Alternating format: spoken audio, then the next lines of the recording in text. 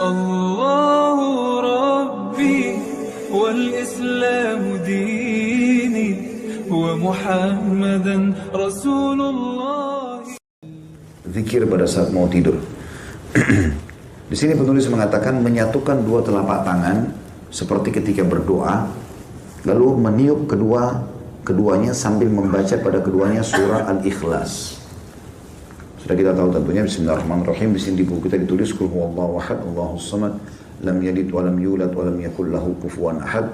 Katakanlah dialah Allah yang Maha Esa. Allah adalah Tuhan yang bergantung kepadanya segala sesuatu. Dia tidak beranak dan tidak pula diperanakkan, dan tidak ada seorang pun yang setara dengannya. Begitu juga dengan Al-Falaq. Bismillahirrahmanirrahim.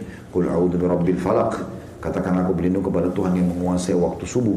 Min syarri ma khalaq, dari semua kejahatan makhluknya. Wa min syarri ghasiqin idza waqab, dan dari kejahatan malam apabila telah gelap gulita, karena umumnya malam orang berbuat maksiat. Nah, kita berlindung kepada Allah. Wa min syarri naffatsati fil 'uqad, dan kejahatan wanita-wanita tukang sihir yang menghembus pada buhul-buhul. Wa min syarri hasidin idza hasad, dan dari kejahatan orang yang dengki apabila ia dengki. Begitu juga dengan An-Nas. Bismillahirrahmanirrahim. Qul a'udzu birabbin nas. Katakan aku berlindung kepada Tuhan yang memelihara dan menguasai manusia. Malikin nas, rajanya manusia. Ilahin nas, Tuhannya manusia. Min syarril waswasil khannas, dari bisikan syaitan yang biasa bersembunyi. Alladhi yuwaswisu fi sudurin nas, yang selalu membisikkan kejahatan ke dalam dada manusia. Minal jinnati wan nas, dari jin dan manusia. Dibaca lalu ditiup ke telapak tangannya, kemudian dengan kedua telapak tangan itu dia mengusap tubuh yang dapat dijangkau dengannya, dimulai dari kepala, wajah, dan tubuh bagian depan sebanyak 3 kali. Hadis ini riwayat Bukhari, ya, jilid 9 halaman 62, dan Imam Muslim jilid 4 halaman 1723. Jadi bisa teman-teman lakukan dengan 2 cara. Baca Al-Ikhlas, Al-Falaq, An-Nas sekali-sekali, tiup ke telapak tangan, lalu usap dari kepala sampai kaki. Diulangi sampai 3 kali.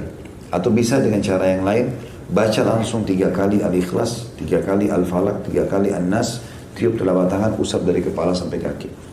Ini termasuk riwayat Bukhari ini, riwayat Bukhari Muslim ini yang dijadikan sebagai dalil bolehnya ruqyah di dalam agama Islam. Kemudian dianjurkan membaca ayat kursi. Allahu la ilaha illa, bismillahirrahmanirrahim. Allahu la ilaha illa wal hayyul qayyum. Allah yang tidak ada Tuhan yang berhak disembah kecuali Dia. Dia Maha hidup dan terus-menerus mengurus makhluknya. La ta'khudhuhu sinatun wala naum. Dia tidak pernah mengantuk apalagi tidur. Lahu ma fis samawati wa ma fil ard, miliknya lah semua yang di langit dan di bumi.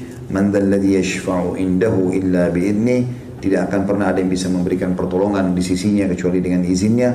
Ya'lamu ma baina aydihim wa ma khalfahum, dia adalah Tuhan yang mengetahui semua apa yang ada di antara kedua tangan mereka dan di belakang mereka. Wala yuhituna bi syai'in min ilmihi illa bima syaa', dan mereka tidak mengetahui apa-apa dari ilmu Allah melainkan apa yang dikehendakinya. Wasi'a kursiyyuhus samawati wal ard, sungguh maha luas telah pijakan kaki Allah atau kursinya Allah, ya, seluruh langit dan bumi ditutupi atau meliputi seluruh langit dan bumi. Kursi Allah meliputi langit dan bumi. Wala ya'udu hibduhuma wa huwal aliyyul azim, dan tidak ada yang merasa berat dan Allah tidak merasa berat memelihara keduanya, dan Dia maha tinggi lagi maha besar. Al-Baqarah 255. Ada footnote di situ bagi yang pegang bukunya, halaman atau footnote nomor 127 di halaman 98. Keutamaan baca ayat kursi kalau mau tidur, barang siapa, kata Nabi SAW, barang siapa membaca ayat tersebut ketika hendak berbaring di tempat tidurnya, maka Allah akan senantiasa menjaga dirinya dan syaitan tidak akan mendekatinya hingga pagi hari. Hadis riwayat Bukhari, jilid 4 halaman 487.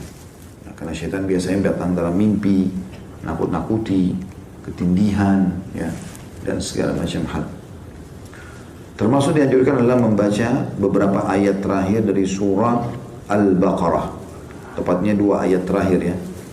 Ayat 285 sama 286. A'udzu billahi minasyaitonir rajim. Amanar rasulu bima unzila ilaihi min rabbih wal mu'minun Sesungguhnya Rasul Muhammad SAW telah beriman terhadap apa yang diturunkan kepadanya. Begitu juga orang-orang beriman telah beriman terhadap apa yang diturunkan kepadanya. Kullun amana billah, semuanya mengimani tentang keberadaan Allah, wa malaikatihi, dan seluruh malaikat-malaikatnya, wa kutubihi, dan kitab-kitabnya, wa rusulihi, dan rasul-rasulnya. La nufarriqu baina ahadin min rusulih, dan kami tidak membeda-bedakan antara utusan-utusan Allah itu. Wa qalu sami'na wa ata'na, dan mereka berkata kami dengar dan kami patuh. Ghufranaka rabbana wa ilaikal masir, pengampunanmu yang kami harapkan wahai Tuhan kami, dan kepadamu lah kami akan dikembalikan. Itu ayat 25-nya. Ayat 26-nya, dua ayat terakhir Al-Baqarah. La yukallifullahu nafsan illa wus'aha, Allah tidak akan membebankan jiwa melampaui kemampuannya. Laha ma kasabat wa 'alaiha maktasabat, miliknya lah sesungguhnya ia mendapatkan pahala dari kebaikan yang diusahakannya dan mendapat siksa dari kejahatan yang dikerjakannya. Rabbana la tu'akhidna, laha ma kasabat wa 'alaiha maktasabat, Rabbana la tu'akhidna in nasina aw akhtana, wahai Tuhan kami janganlah kau menghukumi kami karena kami lupa atau kami salah. Rabbana wa la tahmil 'alaina isran kama hamaltahu 'alal ladina min qablina, wahai Tuhan kami janganlah Engkau bebankan kepada kami beban yang berat sebagaimana Engkau bebankan kepada orang-orang sebelum kami.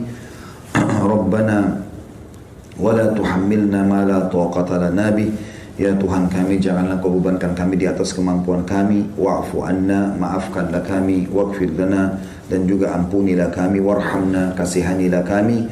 Anta maulana, Engkau lah ya Tuhan kami. Fansurna 'alal qaumil kafirin, tolonglah kami dari orang-orang yang kafir. Al-Baqarah 285-286. Di situ ada footnote nomor 128 di halaman 101. Hadisnya adalah hadis riwayat Bukhari di jilid 9 halaman 94 dan Muslim jilid 1 halaman 554. Kata Nabi SAW, barang siapa yang membaca dua ayat tersebut di malam hari, dua ayat akhir Al-Baqarah, maka dua ayat tersebut telah mencukupinya. Makna mencukupinya adalah memenuhi segala kebutuhannya dengan termasuk menyelamatkannya dari segala mara bahaya. Jadi kalau dia misalnya na'udzubillah terjadi gempa apa, dia bisa sempat bangun melarikan diri, intinya dia akan diselamatkan oleh Allah Subhanahu wa ta'ala. Kemudian masuk dalam doa setelahnya adalah tentu ini ada banyak riwayat berhubungan dengan masalah ini ya. Di antaranya sabda Nabi SAW, siapa yang membaca dua ayat terakhir Al-Baqarah maka semua permintaannya akan dikabulkan oleh Allah.